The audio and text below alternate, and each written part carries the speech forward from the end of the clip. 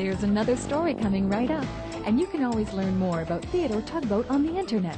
Find us through PBS Online. Pushing and a pulling in the great big harbor, in the great big world is so much fun.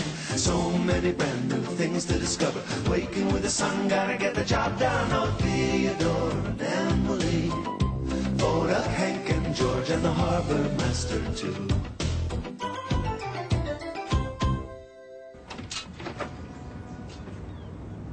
Ahoy, Natalie Explorer. You may enter the harbor now. Hello. Boy, there sure are a lot of ships visiting the big harbor today. And it's part of my job as the harbor master, both to tell them when it's their turn to come in. Excuse me. Roger. Cumberland container. Yes, you may enter the harbor now. You know, just between you and me, it's kind of fun giving orders. You know, I think George would certainly agree with me on that. See, George loves to give orders. Except once in a while, George gives too many orders.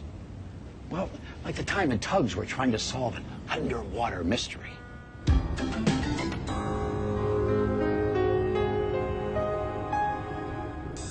Prepare to turn, ordered George. Preparing to turn, answered Theodore. Theodore was helping George dock a big cargo ship.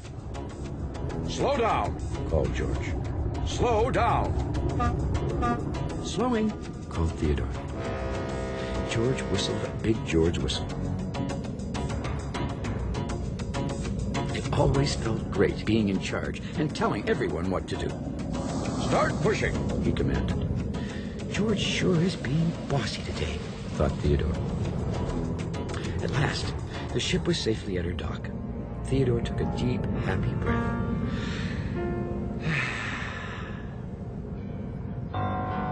Now came his favorite part of working with George.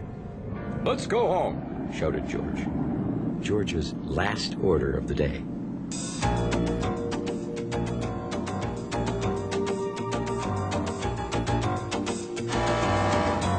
Wait. That's Foduk's emergency whistle, said George. And sure enough, Foduk was steaming towards the tugs, making his most important face. I believe I've located something beneath the harbor, he announced. What did he say? Said George.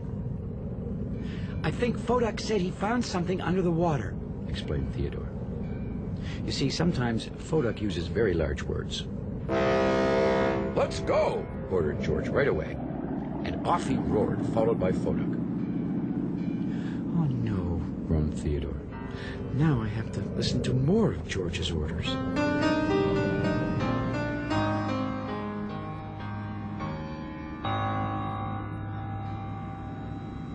It's right under here, said Foduk. It's making some kind of emergency signal. I wonder what it is, said Theodore. I really don't know, said Foduk. It's a mystery. An underwater mystery, Theodore said thoughtfully.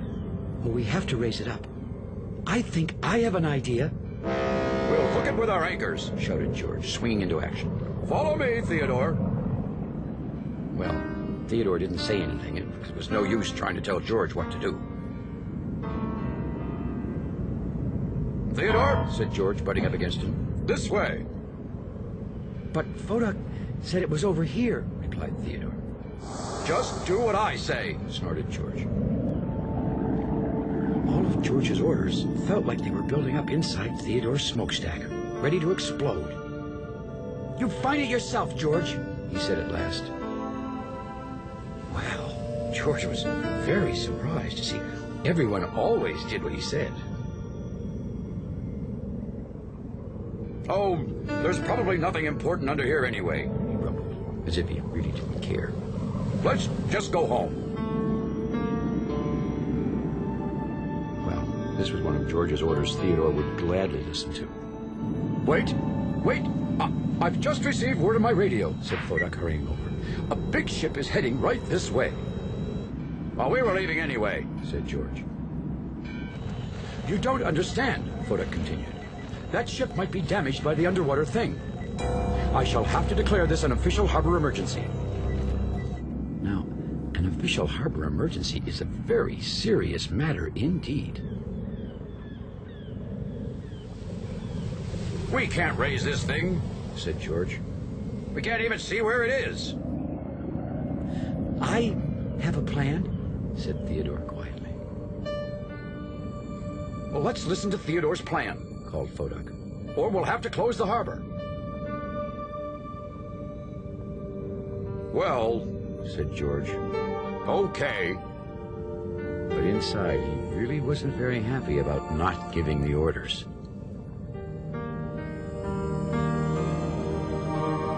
Theodore asked George to get Shelburne the sea barge, and Theodore returned, leading Northumberland's submarine. Theodore, frowned George, why did you ask me to get Shelburne? And what's Northumberland doing here? Northumberland will dive down and find the underwater thing, explained Theodore. And then Shelburne can raise it up with a special salvage crane. Well, right away, George could see it was a good plan. Northumberland, start diving, he commanded, getting his big voice back. Shelburne, directed George, start raising your crane. Shelburne began to raise his crane, slowly. Hurry up, ordered George. Northumberland, dive! Well, Theodore knew Shelburne just couldn't be rushed. And Northumberland, well, Northumberland just hated loud noise. Hey, my hat, said George. Oops. Sorry, George, said Shelburne. George could tell that everything was going all wrong, and this time he knew why. Theodore, he said quietly, just tell me what to do. I'm ready.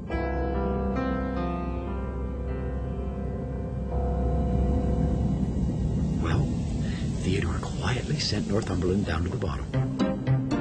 And then he got Shelburne to slowly lower his crane hook.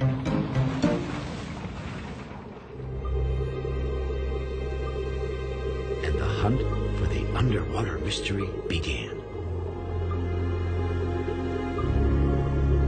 Northumberland dove deeper and deeper beneath the inky waters of the big harbor. Up above, Foduck was listening carefully to the sub on his special radio.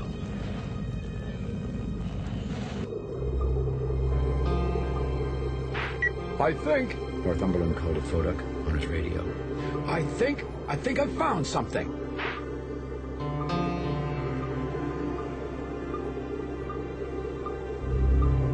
It was like nothing the sub had ever seen before.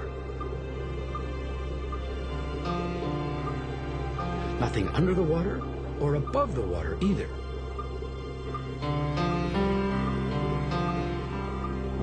He found it, shouted Foduck. Push Shelburne this way.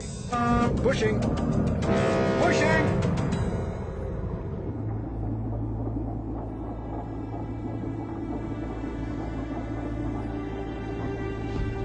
Soon, Shelburne felt a deep thunk on the end of his line.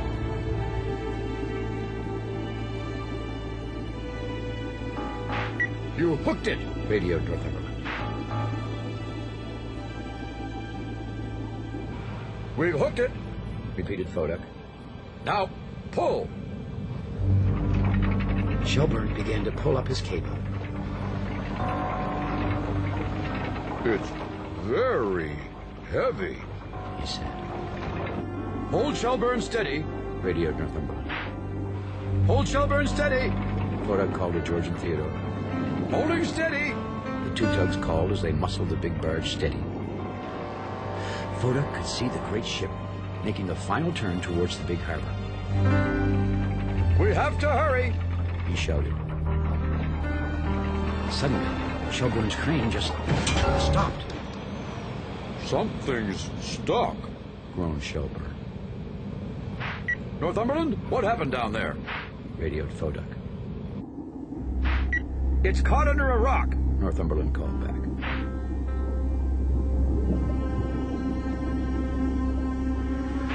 We'll have to move the barge around the rock, radioed Northumberland.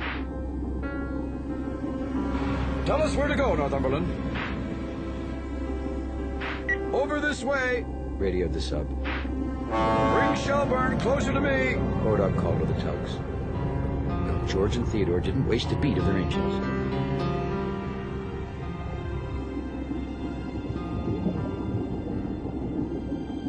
Slow down, Radioed Northumberland. we're going to lose it.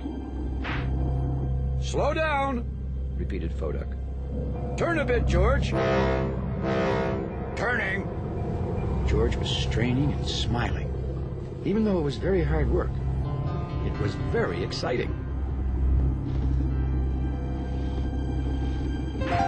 It's free. Radioed Northumberland. Now, stop. Stop. Ordered Fodak. Stopping. Stopping!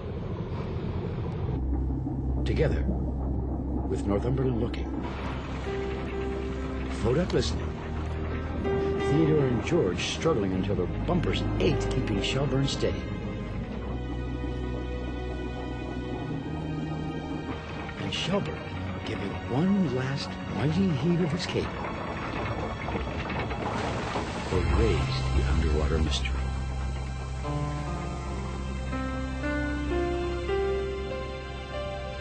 Good work, everyone. Called Northumberland. We got it. George was sounding very excited. But what is it? Said Theodore. Fascinating, said Fodak, floating closer. I believe it's a satellite. They usually fly way up in the sky, around the Earth. But this one must have fallen into the ocean. Well, let's get you out of the way, Theodore said to Shelburne. The sun was almost setting by the time the tired tugs had brought Shelburne to his dock. George hadn't said a word all the way back. He'd been thinking hard about something.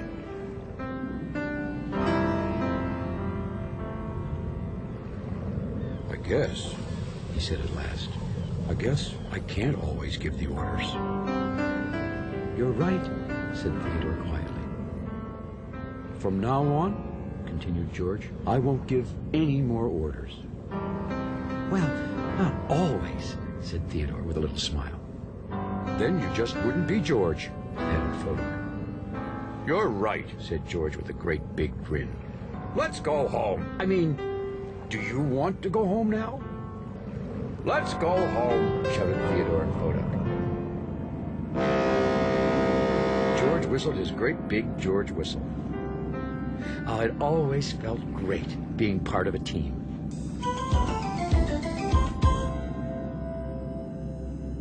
Sure is fun working together here in the big harbor. What's that? Uh-oh. Well, how did this happen? It seems I've ordered 2 ships in together. The only trouble is I don't have enough tugboats to bring them both in at the same time. What am I going to do? The ships are trying to tell me something. Thanks! Now, that's a great idea. Those ships said they would take turns coming in. Thanks for visiting us here in the big harbor. We'll see you all again next time. Why didn't I think of that?